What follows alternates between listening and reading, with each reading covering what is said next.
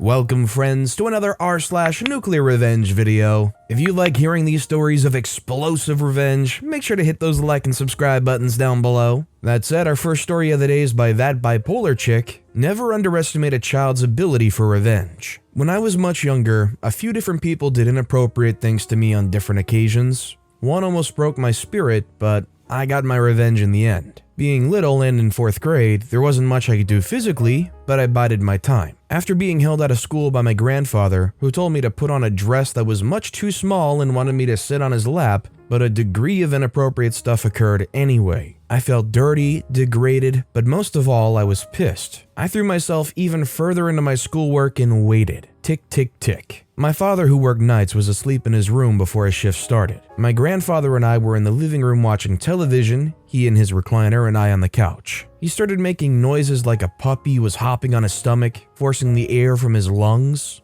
and vomited into a small trash can next to his chair. Then grabbed his chest and looked at me. Confused, I asked if he was okay. All he could say was, I knew from CPR training from the Girl Scouts that he was having a heart attack. I sat on the couch and held eye contact with him, smiling. I waited and waited and waited until he fell unconscious, and it was likely too late for anything to be done before getting my dad and telling him what was happening in the living room. Dad called 911, and the ambulance came to take the old man away. And I was sent to the neighbor's house while Dad followed the ambulance in his own vehicle. The old pervert died in the hospital, and I had to play the tearful granddaughter at the funeral. I guess I wasn't a very good Girl Scout after all. Obviously, there was no excuse for what happened here, and considering what did, I don't think you can really blame OP. You could play the shoulda, coulda, woulda game, but when you've been through that much, specifically from one person, it's not a surprising decision to have been made. This next story is by Zibtara. New York City bar too expensive for Midwest man. In the early 2000s, I worked in an Irish pub on 2nd Ave and 9th Street in Manhattan.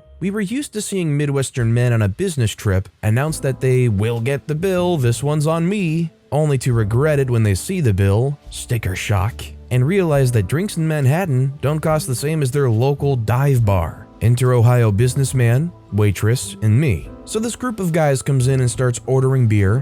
One guy, Ohio businessman, announces loudly to order whatever you want, this tab is on me. So they rack up a tab of around $400 in just over 3 hours. When the bill's brought to Ohio businessman, he starts yelling about being overcharged. There is no way this is our bill, we didn't drink this much. I approach the table to try to help. I say, what seems to be the problem? Ohio businessman says, this witch is trying to overcharge us. She's trying to charge us for extra drinks. I say, what's the problem on the bill? He says, first of all, there's 6 shots on the bill. We never had any shots. I say, sir, there's 6 empty shot glasses on the table. He says, okay, maybe we had the shots, but there's no way we drink this many beers. I say, sir, there's 6 of you. You've been here for over 3 hours. At that rate, this bill says you and your friends have averaged 1 beer per 45 minutes. Does that sound outrageous to you? He says, Friends of Ohio businessman say, it's fine, let us pay. He says, no, I will pay. I say, okay. So he pays. He tips $7.37, because this would make his expense report total out to the closest $10. After this, waitress comes up to me to tell me he left his wallet in the booth. She's shaking. She tells me she wants to chuck it in the trash. I tell her to hand it to me, I'll take care of this. I take the driver's license out of the wallet, put it on top, and rubber band the lot. Keep in mind, government issued ID equals free postage, and then walk up a block to the street and drop this in the USPS box. Ohio businessman comes back asking about his wallet. I tell him what I did. He goes off on me about what I'm supposed to do for money. My hotel key was in there. He even threatened to call the police, to which I responded, for what? Going out of my way to make sure your belongings made it back to you? He kept going on about how he had no money, no hotel key, no cards for the rest of his visit. I know he left before it ever occurred to him to ask, how would he get on that flight home? If you were working somewhere and somebody just totally stiffed you and then they ended up forgetting their belongings, would you accidentally lose those? Or is that just a bit too much to you? Let me know what you would do in the comments down below. Our next story is by K1113. I'm fat, not weak. I would like to start off by saying that when I get angry, I get furious. My sister calls it Hulk mode, where I get huge doses of adrenaline. My rage does not mix well with the fact I don't mind watching people suffer. I'm not saying I'm a bad guy, I help people when I can. But if someone does me or someone I care about wrong,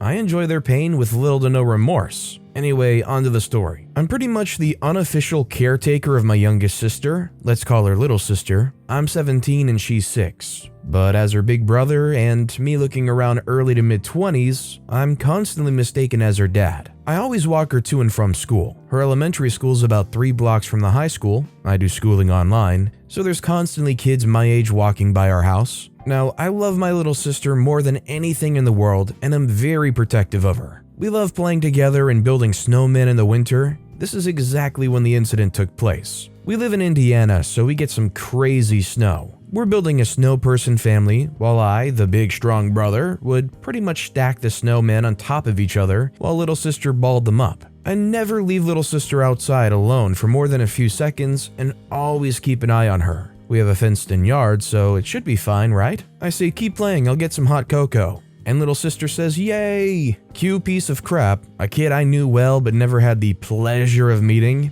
As I make the hot chocolate, I hear little sister crying. I just figured one of the 4 snowmen fell over or something like that. I say, little sister, calm down and come here, the hot cocoa's ready. She doesn't come and doesn't stop crying, but then I hear laughing. I step outside, freezing cold with no coat. There were 3 kids all around my age. One of the one I call from school, PH1, PH being for poophead. The others will be 2 and 3. The snowman was destroyed, sticks and scarves thrown everywhere, but that wasn't important. Poophead 1 says, well, isn't it Humpty Dumpty? Is this your dad? Asking little sister. Little sister doesn't answer, and I guess Poophead 1 doesn't like that. He slaps/pushes my little sister down with a strike to the face. Her nose all red, she falls and hits her head on the sidewalk and starts screaming. At first, my heart stopped. My first thought and biggest fear was brain damage. I rushed over to little sister and tried to pick her up to take her inside and call an ambulance. Poophead 1, 2, and 3 walked up behind me without noticing. I was too distracted. As I start to lift her, Poophead 2 grabbed my arms, causing me to drop little sister, luckily into the soft snow this time. I say, let go of me, you freak, she's hurt. As Poophead 2 held me, Poophead 3 picked up a pile of snow and just piled it on my little sister's face. By now, my little sister wasn't screaming, it was a weak whimper, and I was scared she was going to die. Black. Most people say they see red, or time slows, but not me.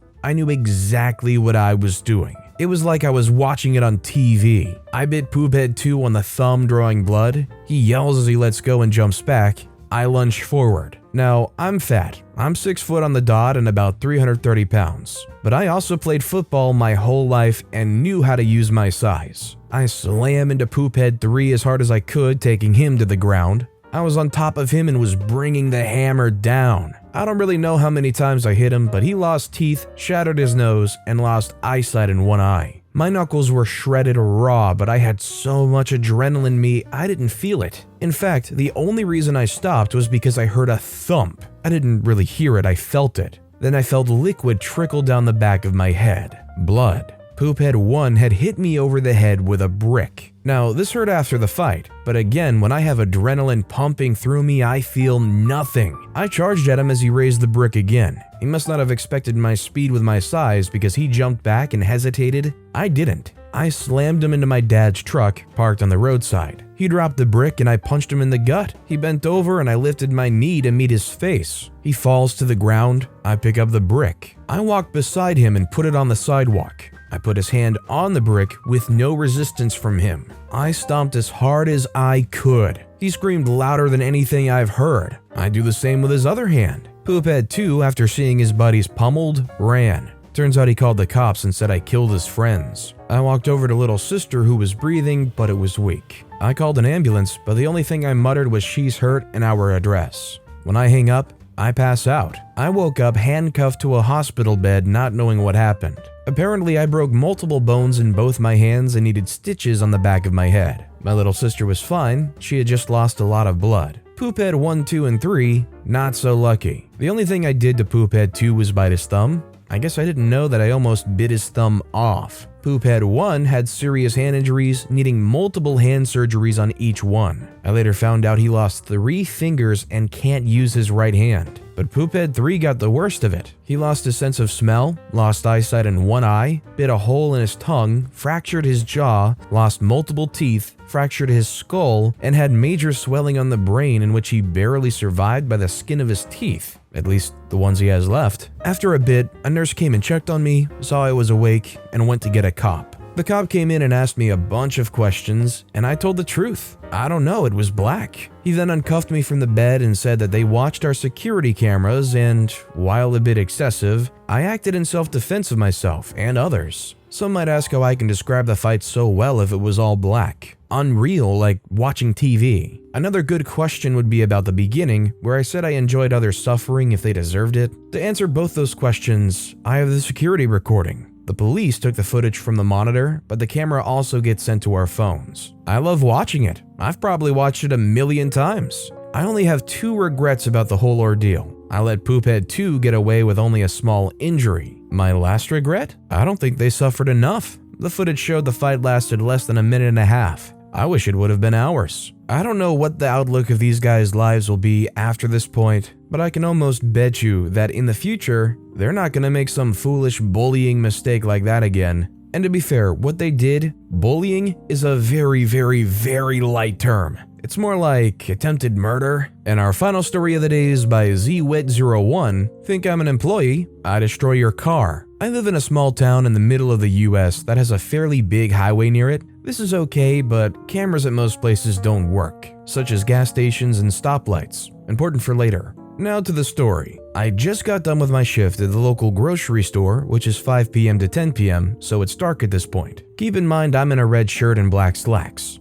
I threw my name in my cup holder and noticed I needed gas, so I did just that and drove down the road to get gas. Nothing eventful to note till I put up the nozzle and see this new gray Honda Civic roll up with Oregon plates on it. I turned to go back around to get in my car when this Karen-looking freaker honks her horn at me. I know something is about to go down. Due to prior knowledge of Oregon people, I look at her as she rolls down the passenger window. The conversation went like this. Case for Karen, me is for, well, you know. Karen says, hello? I say yes. She says, if you don't mind getting off your lazy butt and getting me some darn gas, that'll be great. Now here's where it clicks. I remember that Oregon people have gas stations to be serviced and they can't pump their own gas. Now, I could have told her, I don't work here, lady, but you see, when you deal with crackheads for 2 hours, you have very little patience left at the end of it. To be honest, this woman just pissed me off just right for saying I'm lazy. I go to school, work farm jobs, and work 25 plus hours at my job, so I hatched a plan. I put on that fake smile that every retail worker knows so very well.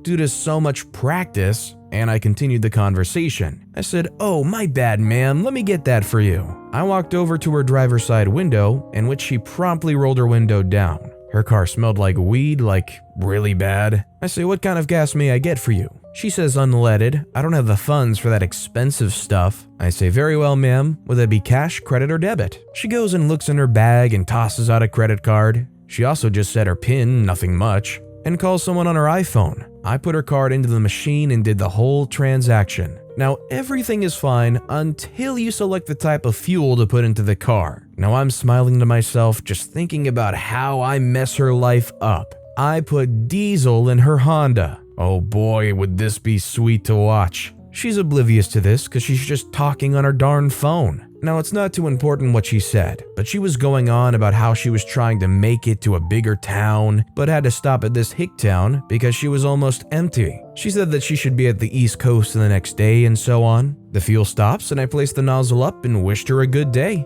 The woman, still just talking on her darn phone, just ignored me and didn't care that I got into my car and drove about 300 yards away to watch this crap show happen. Then her key turned and the engine turns on and all I see is black smoke coming out of the exhaust pipes and her hopping out of her car and seeing what happened to it. I drove home laughing and knowing that the gas station had no working cameras. My face when I destroyed a 2019 Honda over a lady being rude. Having not been in New Jersey or Oregon before, hearing of these places where it's still mandatory to let somebody else fuel your vehicle up for you is always so weird to me. Makes me think of those old black and white 1950s clips where you see like 4 people come running out of the shop around the car to like wipe the hood and break out the gas nozzle and fill it up. That said, what I think here was kind of excessive, but I do think it's a really good example of why you should try to treat everybody with respect, because you just don't know if somebody's already been having the worst day of their life, and they just might not be feeling their best, and you don't know what could happen. If this lady showed only slightly more respect, she probably wouldn't have gotten diesel in her Honda. But with that being said, that's all the time we have for today. So of all these stories I've read today, which is your favorite and why? Let me know in the comments down below.